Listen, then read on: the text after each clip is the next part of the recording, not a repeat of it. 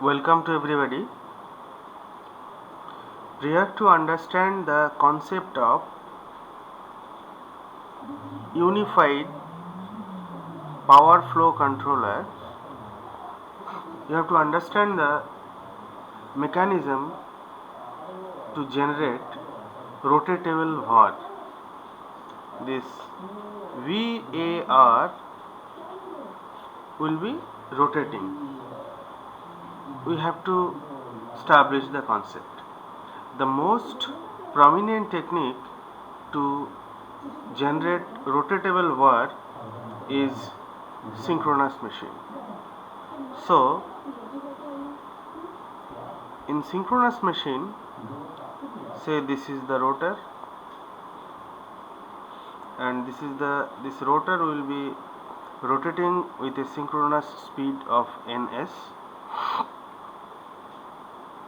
and there is the field winding, and this is connected with a DC generator. Say the EMF produced by the generator is EF, and the current flowing through the field coil is IF. This IF will produce the rotor field through which the rotor will be get magnetized, and there is a series inductance of the machine. So say it is X, and the back EMF generated by the machine is EB, and this is the applied voltage to the machine in stator side.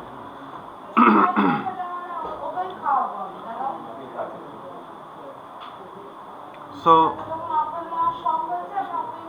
the current is flowing through the machine stator, it is I. So this back EMF EB, this EB can be controlled. EB is proportional to the synchronous speed of the machine and the flux, which is nothing but ns into IF.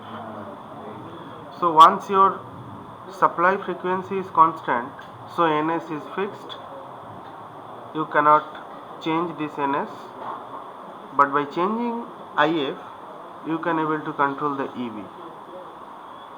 Now let us try to establish the concept how the reactive power can be controlled using a synchronous machine. So at the no load condition, when nothing is connected with the motor, normally no current is flowing through the reactance. This is basically called the synchronous reactance. So in no load condition, when I is equal to 0, there is no current, your EB and E both will be in phase and the magnitude also will be more or less equal. So there is no current flowing through the synchronous reactance. Now when the EB is lesser than E, the applied voltage EB. So now the difference is somewhere here. So this part is E minus EB.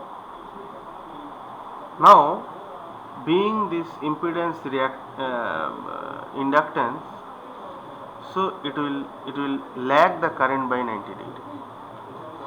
So this is your current. On the other hand, when your EB is higher than that E, and to control the EB there is a straightforward parameter IF by varying which I can change EB. In that case the difference is negative. So the difference is negative, it is this side. So this is your EB minus E.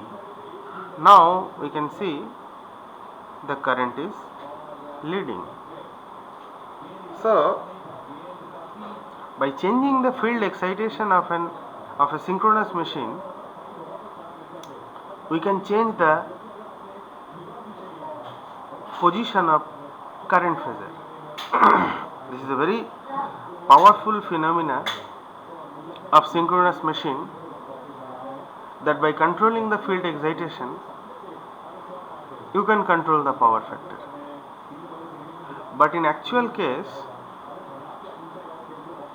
though we are telling it's a synchronous machine, you can assume this is the rotor conductor. This is the rotor conductor, and this is rotating with a speed of that synchronous frequency.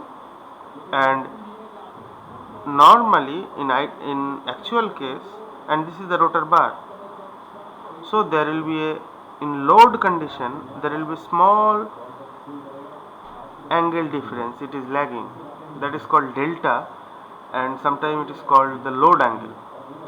So in actual case, the applied voltage phasor means this E is rotating with the synchronous speed, and the back EMF phasor, it is also rotating with the synchronous speed but by lagging with an angle of delta. Now if you try to draw the phasor diagram, if this is my E, and which is rotating with a synchronous speed, and now my EB will be somewhere here, and this angle is exactly delta.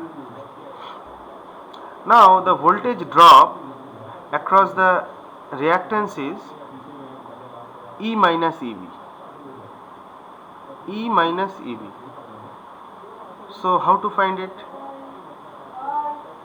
You have to extend the EB in the negative side.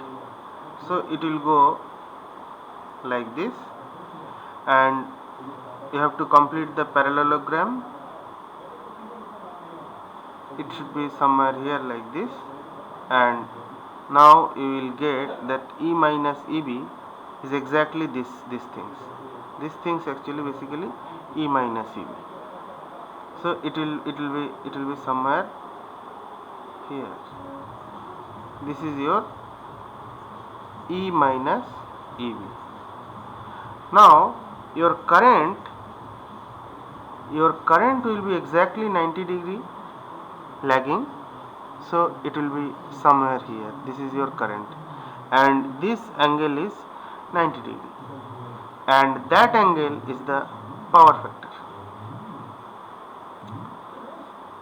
Now I having the control over EB, let us change the EB and we will see what is happening. So now I have increased the EB. So this is my EB, and again my E minus EB is like this. So I am drawing it here. This is my E minus EB,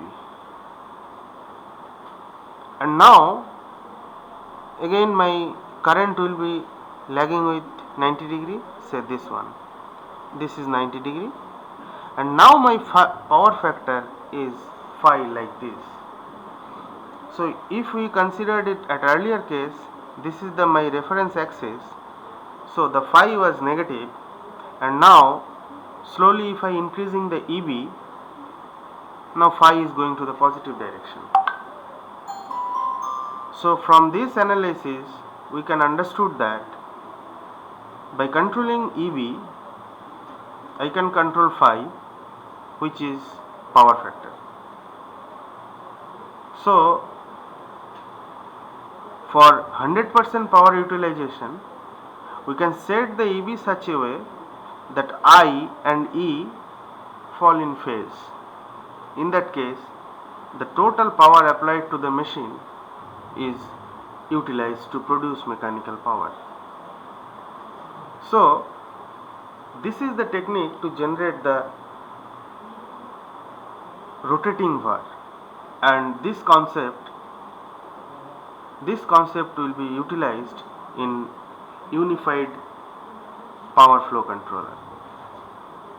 Basically, we have to add one variable voltage synchronous with the which is synchronous with the generation voltage, and by controlling that variable voltage we will be in a position to control the reactive power.